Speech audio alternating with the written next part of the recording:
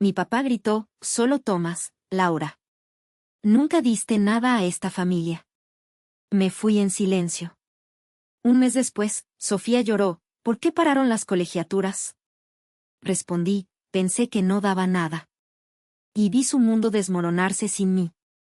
Gracias por acompañarnos el día de hoy, es un gusto tenerte aquí. Antes de empezar, cuéntanos desde dónde te conectas, escribe el nombre de tu ciudad en los comentarios. Vamos a retomar la historia justo donde la dejamos. Me llamo Laura, tengo 52 años y soy la hija mediana de una familia tradicional de Guadalajara. Desde niña, fui la responsable, la que cargaba con el peso de mantener la paz en casa. Mis hermanos mayores, Carlos y Sofía, eran los favoritos de mis papás, Carlos, el carismático que siempre salía con una sonrisa, Sofía, la princesa a quien todo se le perdonaba. Yo, en cambio, era la silenciosa, la que hacía las cosas sin esperar aplausos, pero también la que sacrificaba sueños para que todos estuvieran bien. Crecí pensando que mi papel era sostener, aunque nadie lo pidiera. Mientras Carlos se la pasaba de fiesta y Sofía soñaba con viajes, yo estudiaba y trabajaba. Con esfuerzo, y después de años de noche sin dormir, fundé una pequeña empresa de catering. Al principio, apenas sobrevivía, pero con el tiempo prosperó. De repente, mi familia, que antes apenas me miraba, empezó a acercarse. No porque me quisieran más, sino porque ahora tenía dinero. Todo comenzó con pequeños favores. Mi papá me pidió un préstamo para arreglar la casa, mi mamá, para los gastos de la boda de Sofía. Carlos siempre necesitaba una ayudita para su taller. Yo daba, no porque quisiera presumir, sino porque creía que eso era el amor, dar sin esperar nada. Pero cada peso que salía de mi cuenta venía con una punzada de invisibilidad. Nadie decía, gracias. Nadie reconocía las noches que me desvelé para que mi negocio no quebrara. Me decía a mí misma que estaba construyendo algo, un legado para mi familia. Pero, en el fondo, sentía que me estaba desvaneciendo. Cada cumpleaños que olvidaban, cada vez que me pedían, solo un poquito más, sin mirar atrás, me hacía sentir como si yo no fuera más que una cartera con corazón. Amaba a mi familia, pero empezaba a darme cuenta de que, para ellos, mi amor se medía en billetes. Y aunque no lo admitía, algo dentro de mí ya estaba cansado de ser el pilar que nadie veía. Ese cansancio que sentía, ese peso de ser invisible, se fue haciendo más pesado con los años. Al principio, los favores que mi familia me pedía eran esporádicos, pero pronto se volvieron una corriente constante que no paraba. Sofía, con su vida de madre soltera, siempre llegaba con la misma historia, Laura, no más este semestre, las colegiaturas de mis niños están muy altas, pero ya luego te pago. Nunca pagaba. Mi papá, con su voz grave, me decía que la hipoteca de la casa estaba apretando, y que, como buena hija, debía ayudar. Y Carlos, con su taller mecánico que nunca despegaba, me pedía un empujoncito para herramientas o deudas. Cada vez que decía sí, me prometían devolverme el dinero, pero esas promesas eran tan vacías como las tazas de café que dejaba en mi oficina después de noches trabajando. Yo seguía dando, aferrándome a la idea de que así se construye una familia. Mi catering iba bien, pero cada peso que salía para ellos era un nudo en el estómago. No me trataban como Laura, la mujer que levantó un negocio de la nada, para ellos, era una obligación, un banco abierto 24 horas. Y aunque dolía, me repetía que era mi deber, que el amor se demuestra con hechos. El golpe más duro vino en Navidad, hace 2 años. Quise hacer algo especial, reunir a todos en mi casa, que por fin era lo bastante grande para recibirlos. Preparé todo, tamales, ponche, un pino decorado que llenaba el aire de aroma. Gasté una fortuna en comida y detalles, pero nadie ofreció ayuda. Mis papás llegaron, comieron y se sentaron a ver tele. Sofía apenas levantó la vista de su celular, mandando mensajes. Carlos, con su cerveza en la mano, se rió de mí, ¿qué tanto show, Laura? Esto es exagerado. Nadie lavó un plato, nadie dijo gracias. Me tragué el coraje con una sonrisa, pero esa noche, mientras fregaba los trastos sola, sentí que no era parte de la familia, solo la que pagaba la cuenta. Ahí empezó a crecer una verdad incómoda, para ellos, mi valor estaba en lo que podía dar. Y aunque intentaba ignorarlo, cada petición nueva, otro préstamo, otra emergencia, me hacía sentir más como una máquina que como una hermana, una hija, una persona. Esa Navidad que pasé fregando trastos sola me dejó un hueco que no podía ignorar. Intenté convencerme de que mi familia no se daba cuenta de cuánto me dolía su indiferencia, pero las peticiones no paraban. Cada llamada, cada Laura, no más esta vez, era un recordatorio de que, para ellos, yo era más un recurso que una persona. Y entonces vino algo que me hizo cuestionar todo, la remodelación de la casa de mis papás. Un día, mi mamá me llamó, toda emocionada. Dijo que la casa familiar, la de Guadalajara donde crecimos, necesitaba arreglos urgentes, goteras, paredes agrietadas, un baño que ya no servía. Mi papá se puso al teléfono y, con ese tono que no acepta un no, dijo, es para todos, Laura. Esta casa es de la familia, para que la disfrutemos juntos. Me pintaron un futuro donde mis sobrinos jugarían en un patio nuevo, donde tendríamos posadas y cumpleaños. Me convencieron, y saqué una buena cantidad de mis ahorros para pagar la remodelación. Creí que, por fin, estaba construyendo algo que nos uniría. Meses después, fui a visitar la casa, esperando ver los cambios. El baño estaba a medio arreglar, las goteras seguían, pero en la cochera había un coche nuevo, reluciente, que no reconocí. Pregunté, y mi mamá, nerviosa, dijo que era de Carlos. Usamos un poquito del dinero para ayudarlo, admitió mi papá, como si no fuera gran cosa. Un poquito. Habían desviado miles de pesos, sin consultarme, para comprarle a Carlos un carro que no necesitaba. La rabia me quemó por dentro, pero apreté los dientes. No quería pelear, no quería ser la que rompiera la armonía. Esa noche, sola en mi casa, recordé mi infancia. Siempre fui la que cedía, mi lugar en la mesa, mi turno para hablar, hasta mis sueños de estudiar fuera porque la familia necesitaba estabilidad. Ese patrón nunca cambió. Di el dinero para la casa por amor, pero ellos lo tomaron como si me sobra, como si no costara noches de trabajo, de preocupaciones. La traición me dolió más que cualquier olvido en Navidad. Mi fe en la familia, esa idea de que todos dábamos por igual, se empezó a romper. Y aunque no lo dije en voz alta, algo en mí ya no quería seguir siendo la que siempre carga con todo. La traición con el dinero de la remodelación, ese poquito, que se fue al coche de Carlos, dejó una grieta en mi corazón que no podía ignorar.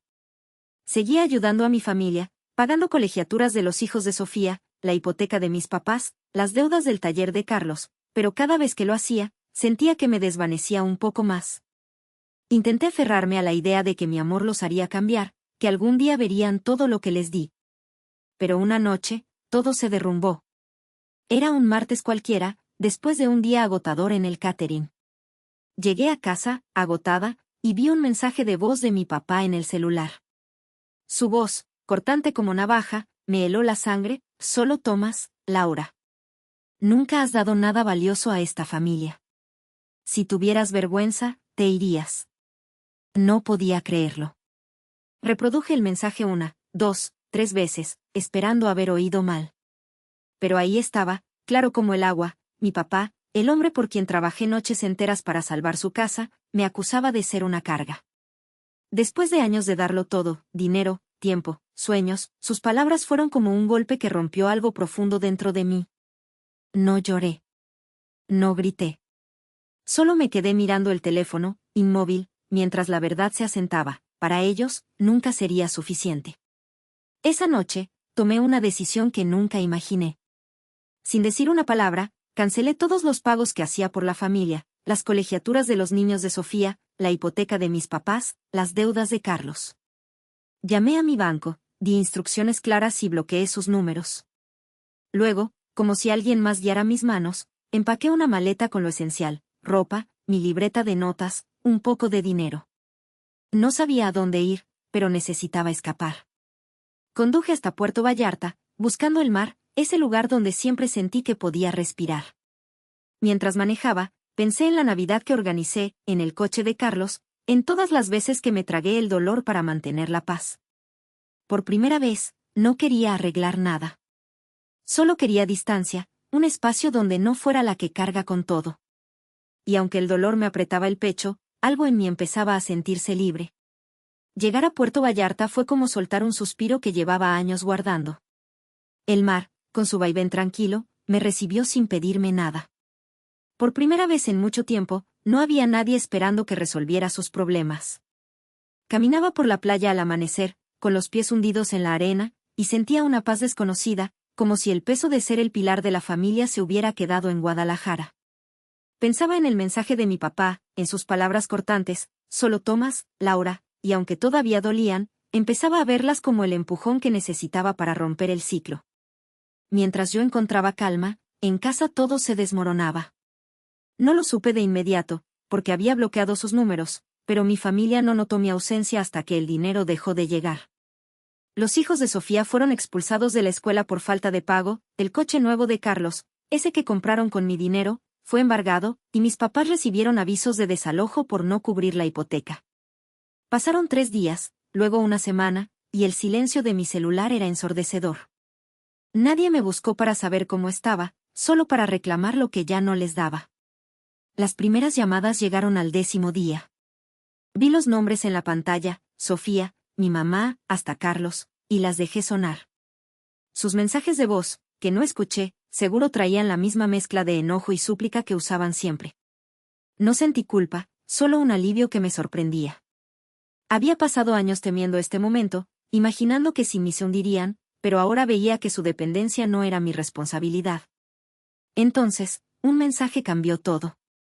Mi prima Elena, la única que nunca me pidió nada, me escribió: siempre te admiré por tu paciencia, Laura. Lo que hiciste tomó valor. Aquí estoy si me necesitas. Sus palabras me llegaron hondo, como un abrazo a la distancia. Recordé las navidades en las que ella ayudaba a limpiar mientras los demás ignoraban los platos, o la vez que notó mi silencio tras la traición del coche de Carlos. Elena veía lo que mi familia ignoraba. Su mensaje me dio fuerza para no ceder, para seguir adelante. En Vallarta, mirando el horizonte, supe que este era el comienzo de mi libertad, aunque el camino aún doliera.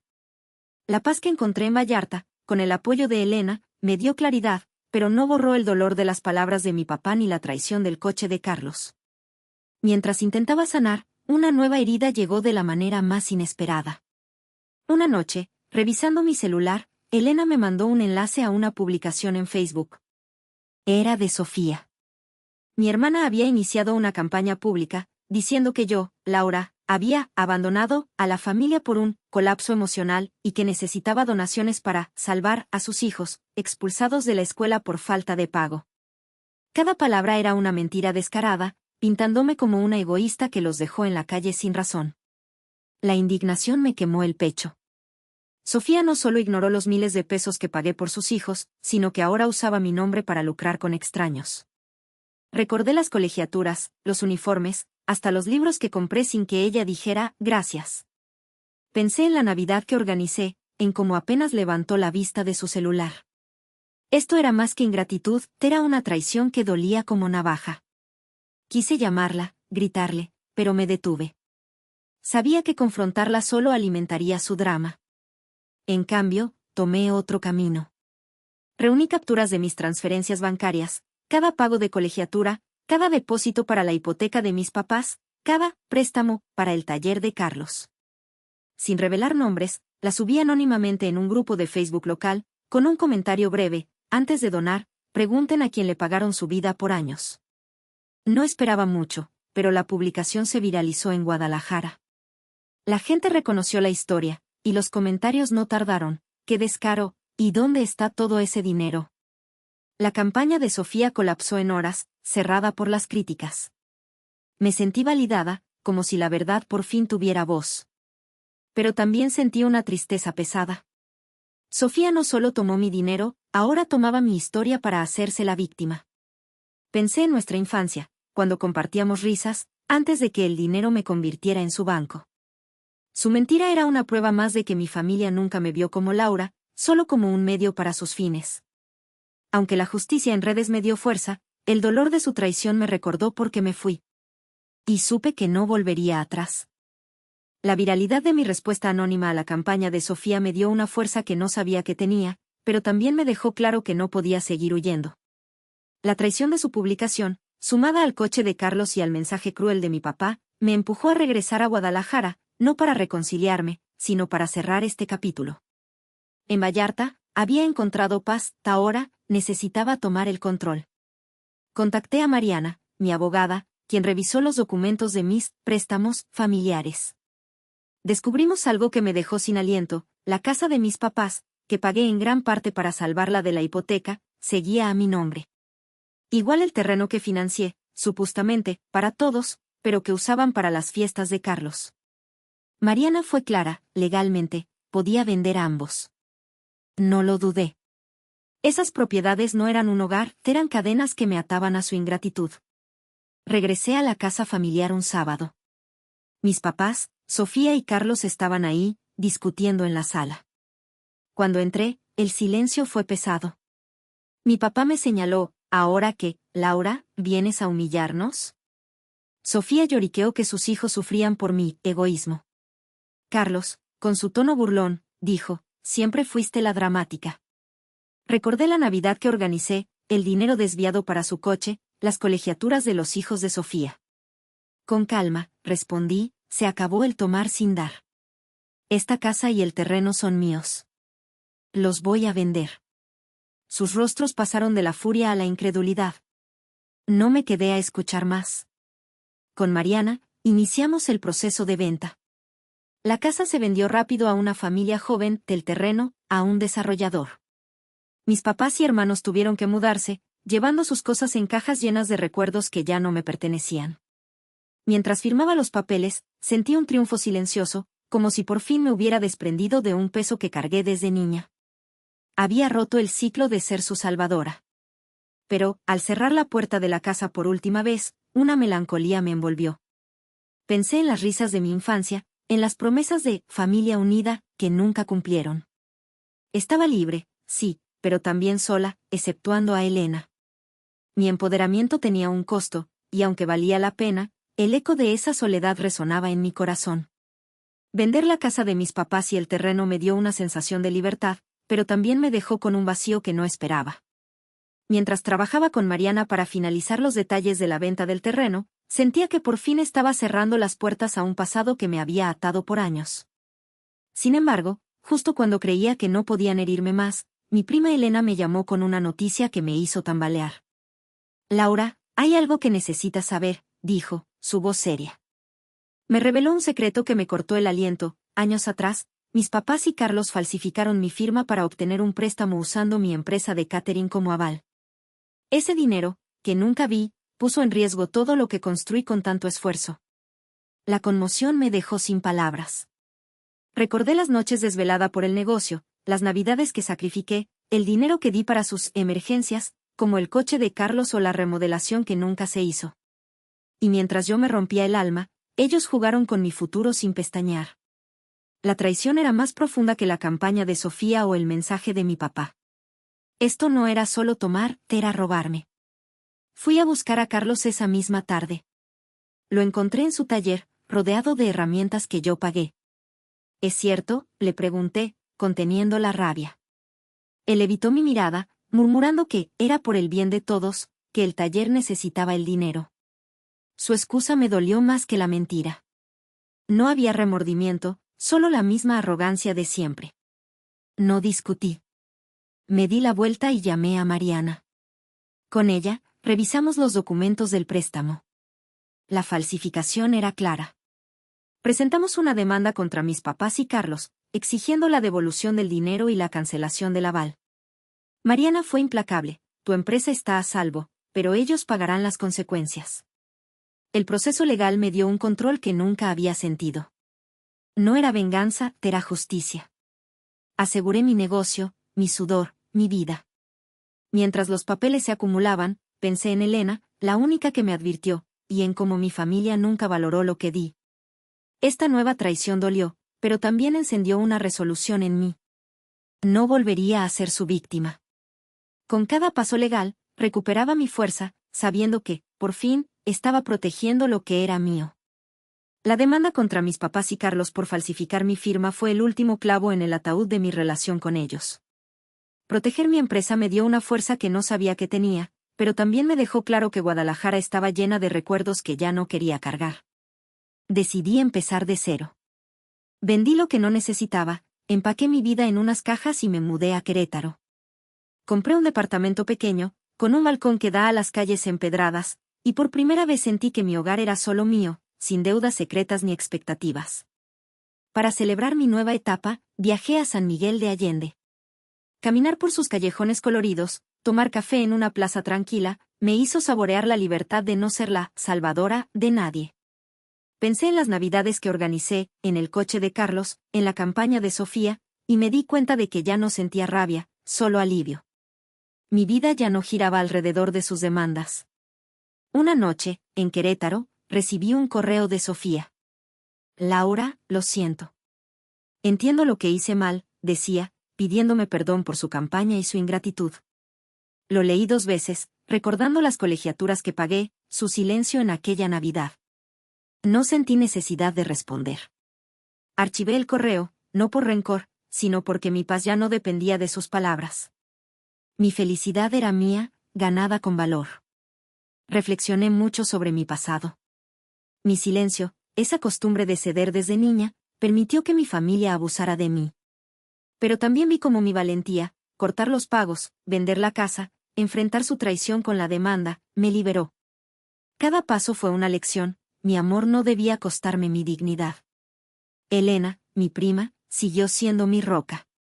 Hablábamos seguido, y su apoyo, sin pedir nada a cambio, me recordaba lo que una familia verdadera debería ser. Ella era la única que conservaba de ese pasado. Sentada en mi balcón, mirando las luces de Querétaro, sentí orgullo. No de haber ganado contra ellos, sino de haberme elegido a mí. Mi empresa seguía creciendo, mi vida era más ligera, y yo, Laura, era más fuerte de lo que nunca imaginé. Por fin, vivía para mí, y eso era suficiente. Sentada en el balcón de mi departamento en Querétaro, con una taza de té humeante en las manos, miro las luces de la ciudad que titilan como estrellas. Este lugar, sencillo pero mío, es mi refugio, un espacio libre de las cadenas que cargué por años. Mientras el aire fresco me acaricia, pienso en aquella Navidad en Guadalajara, cuando decoré mi casa con tanto cariño, solo para lavar los platos sola. Recuerdo las promesas vacías de mi familia, es para todos, decían, mientras desviaban mi dinero para el coche de Carlos o mentían en redes, como hizo Sofía. Cada memoria es un eco de un sistema que no era una familia, sino una máquina que funcionaba mientras yo me sacrificaba. Entiendo ahora que mi error fue creer que mi valor estaba en lo que daba. Desde niña, me enseñaron a ceder, mi lugar, mis sueños, mi voz, para mantener la paz. Pagué colegiaturas, hipotecas, deudas, pensando que eso era amor. Pero el mensaje de mi papá, solo tomas, Laura, la falsificación de mi firma para un préstamo que puso en riesgo mi empresa, la campaña de Sofía pidiendo donaciones mientras me difamaba, todo eso me mostró la verdad, ellos no me veían como Laura, sino como un recurso. Y yo, por amor, dejé que lo hicieran. La lección más dura, pero también la más liberadora, es que mi valor no depende de lo que doy a otros, sino de lo que me permito ser. No busqué venganza cuando corté los pagos, vendí la casa y el terreno, o demandé por la falsificación. Busqué paz. Y la encontré al poner límites, al decir basta, con acciones, no con palabras. Cada paso, desde mi escape a Vallarta hasta mi mudanza a Querétaro, fue un acto de amor propio. El correo de Sofía pidiéndome perdón lo archivé, no por rencor, sino porque mi cierre ya no depende de ellos. Mi prima Elena, con su apoyo incondicional, me recordó que la verdadera familia no toma, sino que da sin esperar. Decidí hacer algo con el dinero de la venta del terreno. Lo doné a un programa de becas para mujeres emprendedoras en Jalisco, mujeres como yo, que luchan por sus sueños contra viento y marea. Ese legado refleja mi fuerza, no la de una salvadora, sino la de alguien que se levantó tras caer. Mi empresa sigue creciendo, mi vida es más ligera, y yo, por fin, soy libre. A las mujeres que lean esto, especialmente a las que, como yo, han dado todo por amor, les digo, no dejen que su amor las haga olvidar su propio valor. A veces, soltar es la mayor prueba de amor propio. Yo lo aprendí, y hoy, mirando las luces de Querétaro, sé que valgo más de lo que nunca me permití creer. Gracias por dedicar tu tiempo a esta historia, de verdad significa mucho. Cada drama familiar esconde un dolor silencioso, un grito callado o un sentimiento que nadie se atreve a mencionar. Si esta historia te hizo sentir algo, enojo, tristeza o consuelo, déjalo en los comentarios. Podrías estar expresando lo que alguien más nunca ha podido poner en palabras.